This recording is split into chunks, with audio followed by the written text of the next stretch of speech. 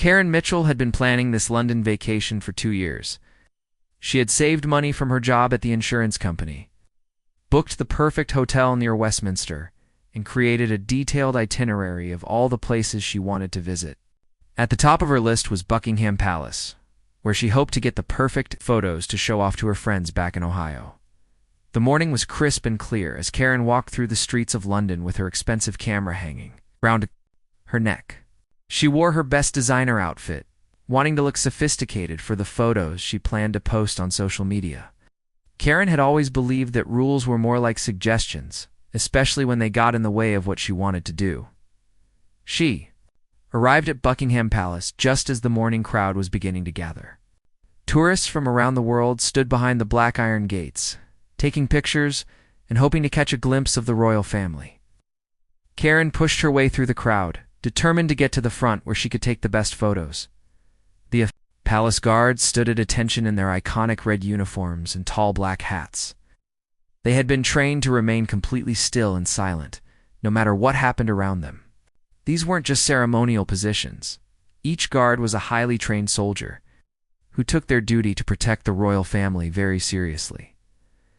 Sergeant James Harrison had been a palace guard for 8 years. He had served 2 tours in Afghanistan before being selected for this prestigious position. Standing guard at Buckingham Palace was considered one of the highest honors in the British military. James took great pride in his perfect posture, his immaculate uniform, and his ability to remain focused despite the constant stream of tourists. Trying to get his attention, Karen noticed that there was a roped-off area directly in front of the palace gates that provided the perfect angle for photos. A small sign indicated that the area was restricted, but Karen had traveled thousands of miles for this moment. She looked around and saw that the guards weren't paying attention to the tourists. They were staring straight ahead as if they were statues. Perfect, Karen thought to herself. They won't even notice if I step over this little rope for just a few seconds. She waited until she thought no one was looking, then ducked under the rope and walked into the restricted area. The view was exactly what she had hoped for. She could see the palace perfectly framed behind her, and the lighting was ideal for photography. Karen pulled out her phone and began taking selfies, completely ignoring the fact that she was in a clearly marked restricted zone. She was so focused on getting the perfect angle that she didn't notice the subtle changes happening around her. What she didn't realize was that her presence in the restricted area had immediately been noted by multiple security systems and personnel. Sergeant Harrison had noticed Karen's movement the moment she crossed into the restricted area. His training had taught him to be aware of everything happening in his field of vision, even while maintaining his stoic pose. He could see other tourists beginning to point and whisper about the American woman who had ignored the barriers. The palace security operates on multiple levels. The guards that tourists see are just the most visible part of a sophisticated security system that includes plainclothes officers, surveillance cameras, and rapid response teams. The moment Karen stepped into the restricted area, she had triggered protocols that had been refined over decades of protecting the royal family. Karen continued taking photos, growing bolder as she convinced herself that no one cared about her presence in the restricted area. She moved closer to the palace gates and began posing for more elaborate shots. Other tourists watched in amazement as she brazenly ignored the rules that everyone else was following. If they really didn't want people here, they would do something about it, Karen reasoned to herself. She had always been good at justifying her actions when she wanted something badly enough. What Karen didn't know was that Buckingham Palace had been the target of numerous security incidents over the years. People had climbed the gates, tried to break into the grounds, and even made it inside the palace itself. Every security protocol had been written in response to real threats, and the guards were trained to take any breach seriously. After 5 minutes of taking photos in the restricted area, Karen decided to push her luck even further. She noticed that there was an even better angle if she could get closer to where Sergeant Harrison was standing. The area directly in front of the guard post was marked with additional barriers and warning signs. But Karen was feeling confident after her initial success.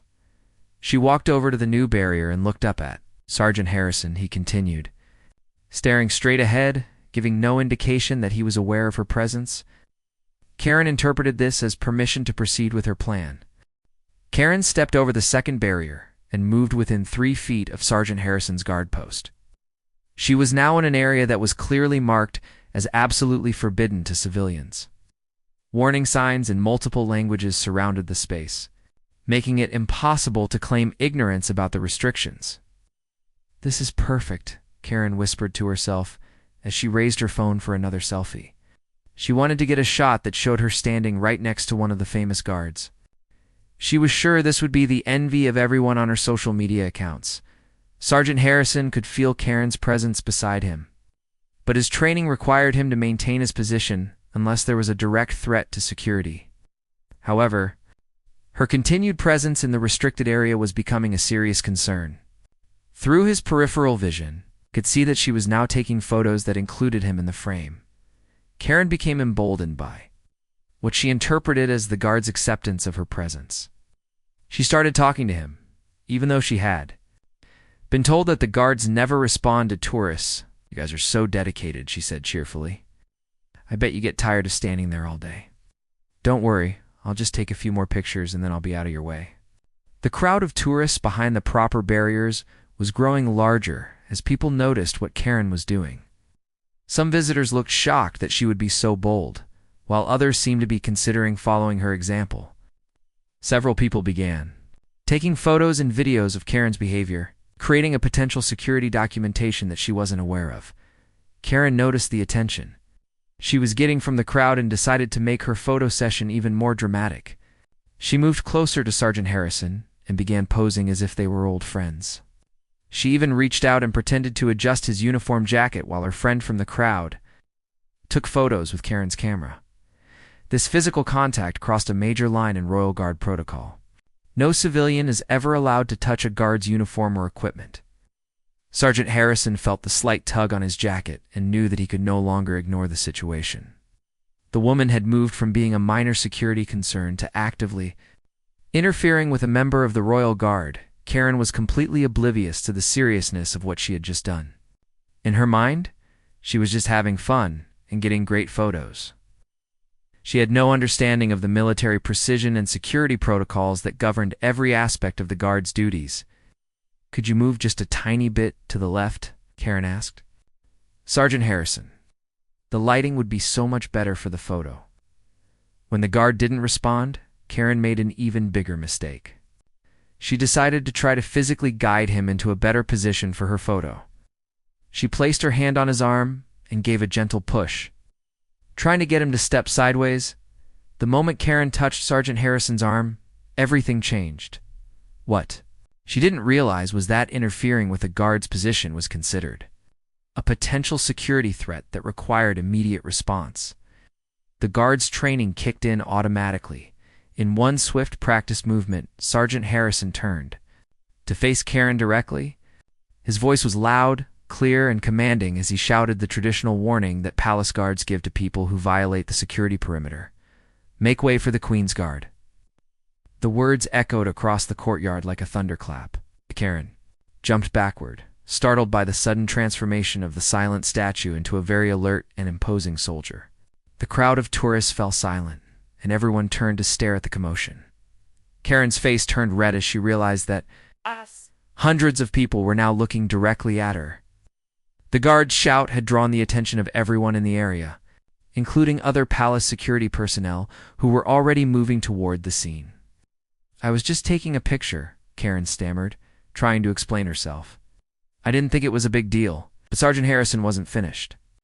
His training required him to ensure that the security perimeter was completely clear and that the threat was neutralized. He took a step forward, his imposing presence making Karen back away quickly. "Stand clear," he commanded again, his voice carrying the authority of someone who was completely serious about his duties. Karen finally began to understand that she had made a serious mistake. The friendly, tourist-friendly London she had imagined was being replaced by the reality of strict security protocols and military discipline. She looked around desperately, hoping to find support from the crowd, but saw only shocked faces staring back at her. Within seconds of Sergeant Harrison's commanding shout, 2 plainclothes security officers appeared at Karen's sides. They had been monitoring the situation from the moment she first entered the restricted area, and the guard's signal indicated that immediate intervention was required. "Ma'am, you need to come with us," said Officer David Thompson, showing his identification briefly before taking Karen's arm gently but firmly. His partner, Officer Sarah Walsh, positioned herself on Karen's other side. Karen looked around in panic as she realized the seriousness of her situation. "Wait, what's happening? I was just taking pictures like everyone else." "You crossed into a restricted security zone and interfered with a member of the Queen's Guard," Officer Thompson explained in a calm but authoritative voice. "This is a matter of national security." The crowd of tourists watched in stunned silence. As Karen was escorted away from the palace gates, many of them had been taking photos and videos of the entire incident. The footage was already beginning to appear on social media platforms around the world. Karen was led to a small security office located in a building adjacent to the palace grounds. The room was simple but official-looking, with portraits of the royal family on the walls and a British flag in the corner. She was asked to sit at a metal table while the officers reviewed her identification and began filling out paperwork. "An American citizen," Karen said, as if this would somehow change the situation. "I didn't know I was doing anything wrong. There should have been clearer signs or something." Officer Walsh looked up from her paperwork with a patient but serious expression.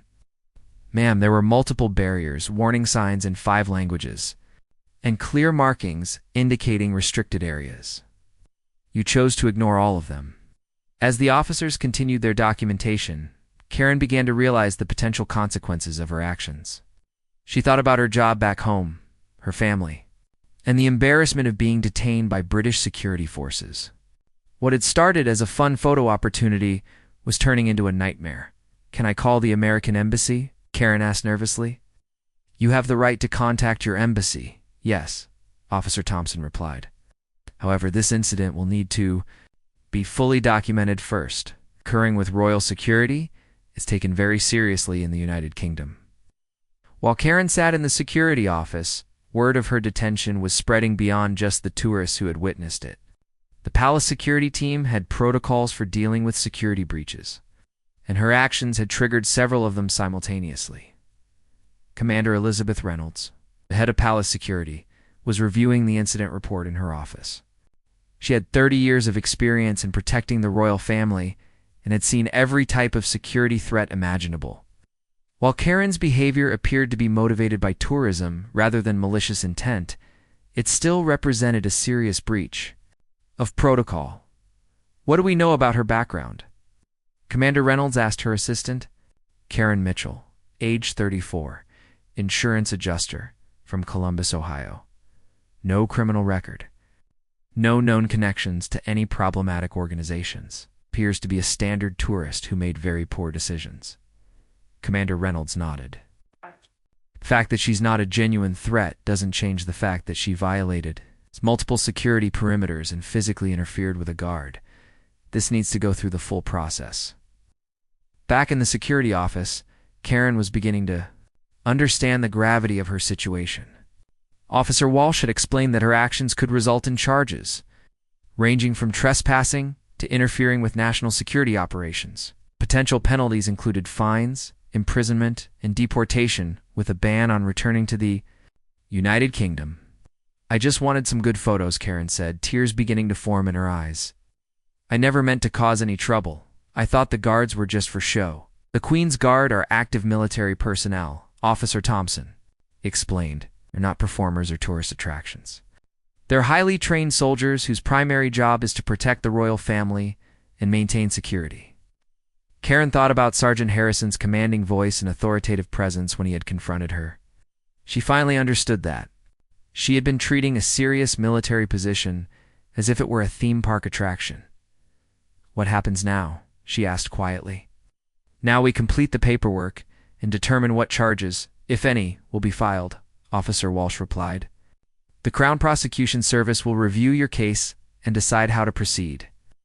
Karen realized that her London vacation had turned into something she never could have imagined. The photos she had been so eager to take were now evidence in a security incident report. The adventure she had planned to share with her friends had become a cautionary tale about respecting rules and understanding the seriousness of royal security protocols. 2 hours later, Karen found herself sitting across from Inspector Michael Davies, senior officer with the Metropolitan Police who specialized in royal security matters. His office was more formal than the initial security room, with law books lining the shelves and official documents covering his desk. Ms. Mitchell, Inspector Davies began opening a thick file. "I've reviewed the incident report and the security footage from this morning. I need to make sure you understand the seriousness of what occurred." Karen nodded nervously, still trying to process how quickly her situation had escalated. The initial excitement of her London trip felt like a distant memory. "The area you entered is designated as a security perimeter under the Official Secrets Act," the inspector continued. "Unauthorized entry into this zone is considered a potential threat to national security, regardless of intent." "But I'm just a tourist," Karen protested. "I work for an insurance company in Ohio. I'm not a threat to anyone." Inspector Davies leaned back in his chair. "Ms. Mitchell, in 1982, a man named Michael Fagan broke into Buckingham Palace and made it all the way to the Queen's bedroom. In 2013, a man scaled the palace fence and wandered the grounds for several minutes before being caught. Every security protocol we have exists because someone has tried to exploit what appeared to be a weakness." Karen felt her stomach drop as she began to understand that her actions were being viewed through the lens of genuine security threats. What she had seen as harmless fun was actually part of a pattern of behavior that security forces had to take seriously. "The guard you interfered with, Sergeant Harrison, has served 2 combat tours in Afghanistan," Inspector Davies continued. "When he touched his uniform and tried to move him from his post, you were interfering with a trained soldier who was performing his official duties." The inspector showed Karen several photographs taken by security cameras and tourists. Images clearly showed her progression from the first barrier to the restricted zone, culminating in her physical contact with the guard. "I can see in these photos that you were aware of the barriers and warning signs," he said. "You made a conscious decision to ignore them multiple times." Karen looked at the photos and felt ashamed of her behavior. Seeing it from this perspective, she realized how her actions must have appeared to the security personnel, who were trained to watch for exactly this type of behavior. "What's going to happen to me?" she asked quietly. Inspector Davies consulted his notes. "The Crown Prosecution Service has several options. They could charge you with trespassing on royal property, interfering with a member of the armed forces, or violating security protocols. Each of these carries potential fines and imprisonment." Karen's hands began to shake as she contemplated the possibility of spending time in a British prison. She thought about her job, her family, and the humiliation of having to explain her arrest to everyone she knew. However, Inspector Davies continued, "There are some factors in your favor. You have no criminal record. You cooperated fully once detained, and the security assessment indicates that you pose no genuine threat to the royal family." A spark of hope appeared in Karen's eyes. "Does that mean I might not be charged?" "It means we have some discretion in how we handle this case," the inspector replied. "But first, I need to make sure you understand why these protocols exist and why your behavior was so concerning to our security forces."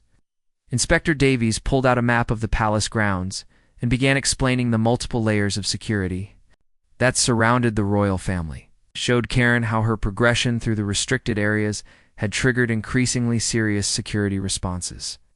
"Every person who approaches these barriers is evaluated as a potential threat," he explained. "Your behavior pattern, ignoring signs, crossing barriers, getting closer to the guards, is exactly what our personnel are trained to watch for." Karen began to cry as the full weight of her actions became clear. "I never thought about it. That way I just saw other tourists taking pictures and thought it would be okay if I got a little closer." "The difference," Inspector Davies said kindly but firmly, "is that the other tourists respected the barriers. Yes. They understood that the rules applied to them, even if they didn't understand all the reasons behind those rules." He paused to let his words sink in before continuing. "Ms. Mitchell, I'm going to ask you a question, and I want you to think carefully before you answer. If you could go back to this morning and do things differently, what would you do?" Karen wiped her eyes and considered the question. The honest answer required her to admit that her behavior had been selfish and thoughtless. Motivated by a desire for the perfect social media post rather than respect for the place she was visiting. Karen took a deep breath and looked directly at Inspector Davies. If I could go back, I would have respected the barriers from the beginning. I would have taken pictures from where I was supposed to be, like everyone else was doing. She paused, then continued with more emotion in her voice. I would have remembered that I was a guest in your country, visiting a place that's important to millions of people. I wouldn't have treated the guards like props for my photos. Inspector Davies nodded approvingly. That's exactly the kind of understanding we hope visitors will have. The guards, the barriers, the protocols. They're all there for good reasons. He consulted his watch and then made a phone call. Karen could hear him speaking to someone about her case, using terms she didn't understand, but that sounded official and serious. When he hung up, he turned back to her with a more hopeful expression. Ms. Mitchell, I've just spoken with the Crown Prosecution Service and Commander Reynolds from Palace Security. Given your cooperation, your genuine remorse, and the fact that you present no ongoing security threat, they're willing to offer you an alternative to formal charges. Karen felt a wave of relief wash over her. What kind of alternative would accept a formal caution which goes on your record but doesn't result in a criminal conviction? You would pay a substantial fine to cover the security response costs, and you would be required to write a formal letter of apology to Sergeant Harrison and the Palace security team. Yes, Karen said immediately. I'll do all of that. To make this right, Inspector Davies continued, there's one more condition. You would need to participate in an educational program about royal security and British cultural protocols. It's a half-day session designed to help international visitors understand why these rules exist. Karen nodded eagerly. I'll do whatever it takes. I realize now that I didn't understand what I was doing or why it was wrong. 2 hours later, Karen found herself in a small classroom with 12 other tourists who had also had encounters with British security forces. Their stories ranged from minor protocol violations to more serious incidents.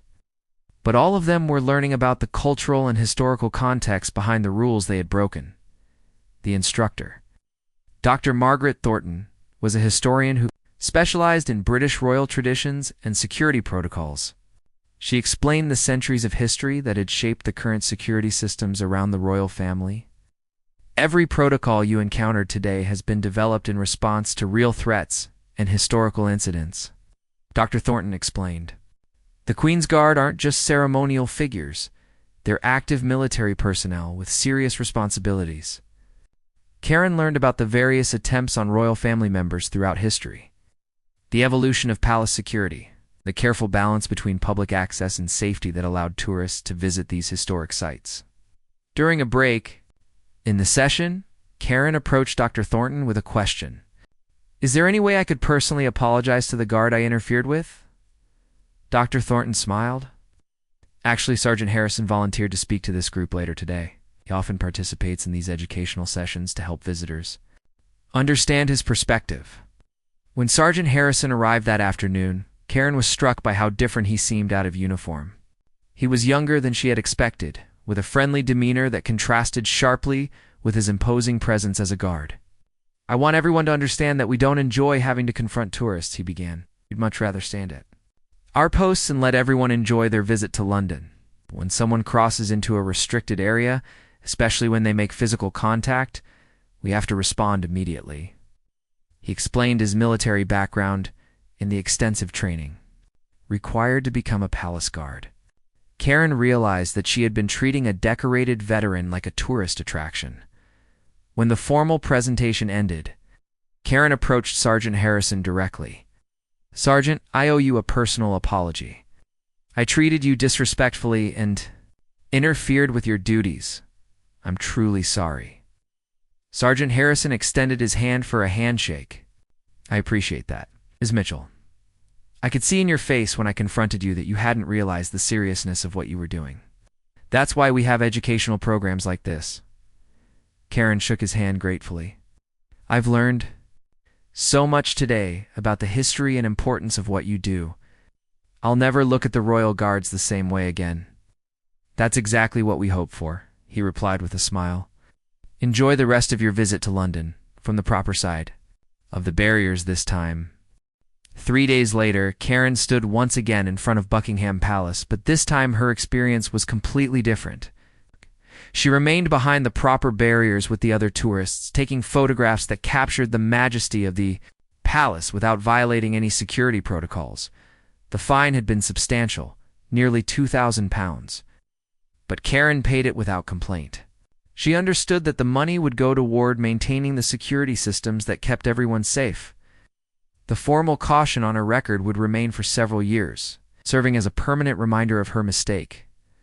Karen had written a detailed letter of apology to the entire palace security team, which Inspector Davies had delivered personally. In it, she expressed her genuine remorse for her actions and her newfound appreciation for the important work they did. Every day, as she watched the changing of the guard ceremony from the approved viewing area, Karen reflected on how much her perspective had changed in just a few days. The guards were no longer just colorful figures in her photos. They were dedicated professionals carrying out centuries-old traditions with precision and pride. A family from Germany stood next to her at the barrier, and their young son kept asking if he could get closer to the guards for a better picture. Karen overheard his mother explaining that they needed to respect the barriers and stay where tourists were supposed to be. "Excuse me," Karen said to the family, "but I learned something important about those barriers a few days ago," she told them briefly about her experience, emphasizing the respect that visitors should show for the guards and their duties. The German mother thanked Karen for the advice, and they all enjoyed watching the ceremony from the proper distance. Karen realized that sharing her experience could help other tourists avoid making the same mistakes she had. When Karen returned to Ohio the following week, she faced some difficult conversations. The video of her confrontation with Sergeant Harrison had gone viral on social media, and several of her friends and coworkers had seen it. The embarrassment was intense, but Karen used it as an opportunity to educate others about cultural respect when traveling. She gave a presentation to her travel club about the importance of understanding local customs and security protocols when visiting foreign countries. The presentation included photos from her trip, but only the ones taken from appropriate locations. It emphasized the lessons she had learned about being a respectful tourist. "I thought the rules didn't really apply to me because I was just trying to get a good photo," Karen told the group. "But I learned that those rules exist for serious reasons, and ignoring them can have serious consequences." Karen's coworkers at the insurance company were initially amused by her viral fame, but they also learned from her experience. Several of them were planning their own international trips, and Karen's story helped them understand the importance of researching local customs and regulations before traveling. 6 months later, Karen received an unexpected email from Dr. Thornton at the educational program in London. She was writing a book about cultural misunderstandings between tourists and security forces, and she wanted to include Karen's story as an example of how education and genuine remorse could lead to positive outcomes. Karen agreed to participate in the project, hoping that her experience could help other travelers avoid similar mistakes. She provided a detailed account of her thoughts and feelings throughout the incident, as well as her reflection on what she had learned. The book, when published, included Karen's story alongside dozens of others from around the world. The common theme was that most tourist-related security incidents were caused by misunderstanding rather than malicious intent, and that education was more effective than punishment in preventing future problems. Sergeant Harrison, who had also contributed to the book, wrote in his chapter, "Most visitors to London are genuinely excited to experience our history and traditions. When they cross boundaries, they shouldn't. It's usually because they don't understand the significance of what they're doing." Programs like the one Ms. Mitchell participated in help bridge that gap between enthusiasm and understanding. Karen kept a copy of Inspector Davies' business card as a reminder of her experience. On it, he had written a note: "Travel opens our minds, but only when we approach other cultures with respect and humility." 2 years later, Karen planned another international trip, this time to Japan. Before she left, she spent weeks researching Japanese customs, etiquette, and cultural protocols. She contacted the Japanese embassy for guidance on appropriate behavior at temples and other significant sites. When friends asked about her extensive preparation, Karen would tell them about her experience in London. "I learned that being a good tourist means more than just seeing the sights," she would say. "It means respecting the people and places you're visiting enough to understand their rules and traditions." Karen's story had transformed from an embarrassing mistake into a valuable lesson about cultural respect, personal responsibility, and the possibility of learning and growing from our errors. Her encounter with the Royal Guard had taught her that true travel experiences come not from bending the rules, but from understanding and appreciating the deeper meanings behind the places we visit.